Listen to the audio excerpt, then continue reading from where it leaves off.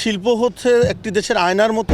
সবাই আমরা নাটকটাকে অনেক বেশি ভালোবাসি। প্রথমবারের মতো আয়োজন, তো এ কারণে হয়তো একটু অনেকেই বুঝতে পারে নাই যে আয়োজনটা আসলে কীরকম হবে। আমার কাছে মনে হচ্ছে আয়োজনটা খুবই ভালো, কিন্তু ডিরেক্টর যে হিসাবে এখানে তো শুধু ডিরেক্টর এবং তার ফ্যামিলিদের আসারই কথা, এবং সেটাই মেনটেন করা হয়েছে। সাথে সাংবাদিক বন্ধুরা এবং কিছু আমন্ত্রিত অতিথি।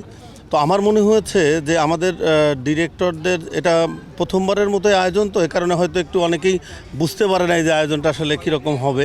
কিন্তু এত ভালো আয়োজন, আশা করি যে পরবর্তীতে আরও অনেক উপস্থিতি বাড়বে আমাদের ডিরেক্টরদের এবং তার ফ্যামিলিদের। এখানে সুইমিং পুল আছে, বাচ্চাদের খেলার ব্যবস্থা আছে, আবার বড়দেরও খেলার ব্যবস্থা আছে, আরও বড়দেরও খেলার ব্যবস্থা আছে, এবং পরিবেশটা খুবই ভালো লাগছে। প্রচুর খাবারের ব্যবস্থা আছে। আমার কাছে স্পষ্টভাবে বার্তা আছে যে আমরা আমাদের ডিরেক্টর গিল্ডসের পক্ষ থেকে তারকাদেরকে আমন্ত্রণ জানানো হয়েছে। অনেকেরই হয়তো শুটিং থাকে, আপনারা তো জানেনই। এখন সামনে ঈদকে উপলক্ষ করে অনেক আগে থেকেই কাজ শুরু হয়ে যায়। সেই কাজের চাপে হয়তো অনেক তারকা আসতে পারে নাই। আমি প্রথমে বলেছি এটা আসলে ডিরেক্টরস ডে হিসাবে এটা প্রথমবারের মতো। সেই কারণেই হয়তো আমার উপলব্ধি হচ্ছে যে অনেকে হয়তো বুঝতে পারে নাই যে আয়োজনটা আসলে কীরকম হবে, যে কারণে অনেকে হয়তো কাজটা বাদ দেননি। কাজটা না বাদ দিয়েই তারা হয়তো কাজ করতেছেন, সে কারণেই তাদের উপস্থিতি একটু কম। এবং এটার অন্যতম কারণ হচ্ছে যে এখন তো দেশে প্রচুর পরিমাণে ওটিটির কাজ হয়, সিনেমার কাজ হচ্ছে, সব মিলিয়ে তারকাদের শিডিউল পাওয়াটা খুব টাফ। সো ওই শিডিউলটা হয়তো অনেকেই মিস করতে চায় নাই, যে কারণে আজকে হয়তো অনেকে আসে নাই। এবং আমি বারবার একটি কথা বলতেছি, আয়োজনটাতে এত সুন্দর এটা হয়তো অনেকেই বুঝতে পারে নাই। আমার কাছে মনে হয়েছে, আমি অবশ্য সবসময় চেষ্টা করি আমার ডিরেক্টর গিল্ডসের যে কোনো আয়োজনে আমি উপস্থিত থাকতে।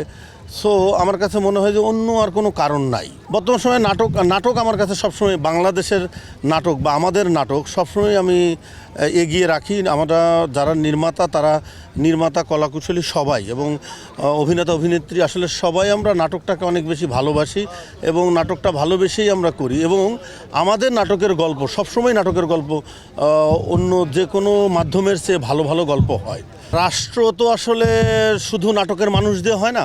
নাটকের মানুষ যারা শিল্পী, যারা লিখি, যারা ভাবি বা যারা নির্মাণ করি, আমরা তো এই সমাজেরই মানুষ, আমরা তো এই রাষ্ট্রেরই মানুষ।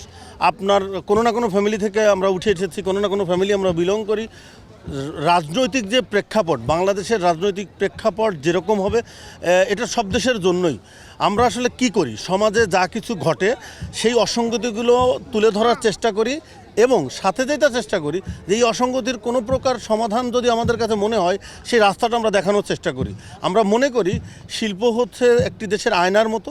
আমরা চেষ্টা করি সেই আয়নাটাকে সুন্দর যেন না ভাঙা থাকে, কোনো স্ক্র্যাচ না থাকে, সেই অনুযায়ী প্রেজেন্ট করতে। এখন ঘটনাটা কি ঘটছে, এই জেনারেশান বা আমার পরের জেনারেশান, অনেক আরও পরের জেনারেশান কাজে নেমে গেছে। তারা আসলে সমাজে যা কিছু দেখে সেটার একটা ইম্প্যাক্ট তো তাদের মধ্যে থেকেই যায়, এবং তাদের কাজের মধ্যেও সেই ইম্প্যাক্ট হয়তো আপনারা কিছু দেখতে পান। সমাজে যা কিছু ঘটতেছে, ধরেন নাটক বা অভিনয়, এটা তো আসলে একটা মেক বিলিভ করার জায়গা। এখন একটা লোক মৃতের অভিনয় করবে, এখন লাশের অভিনয় করার জন্য তো মরে যাওয়ার প্রয়োজন নেই বা মরে যাওয়ার সম্ভাবনা। সো মৃতের কাছাকাছি যাওয়া যায়, মেক বিলিভ করা মানে বিশ্বাস যেন হয়। তো সমাজে যা কিছু ঘটছে তার পুরোপুরি তো আসলে দেখানো সম্ভব না, যতটুকু সম্ভব সেটা আমরা চেষ্টা করি। এবং নাটক কিন্তু সাধারণত এখন যদি অনেকগুলো প্ল্যাটফর্ম আছে, সবসময় ছিল যে নাটক হোম থিয়েটার বা পুরো পারিবারিক একটা বিনোদনের মাধ্যম। সেই জায়গা থেকে আমরা চেষ্টা করি সামাজিক কুসংস্কার বলি বা সমাজে কোনো যেন ব্যাড ইম্প্যাক্ট না পড়ে, সেইটা আমরা রক্ষা করার চেষ্টা করি, সমাজে যেন পজিটিভ ইম্প্যাক্ট পড়ে। সেই কারণে আমরা সবসময় সমাজে যা ঘটে হুবহু তা দেখাতে পারি না, আমরা কাছাকাছি যাওয়ার চেষ্টা করি বা আমরা সময়কে অতিক্রম করার চেষ্টা করি, হুবহু তা পারি না।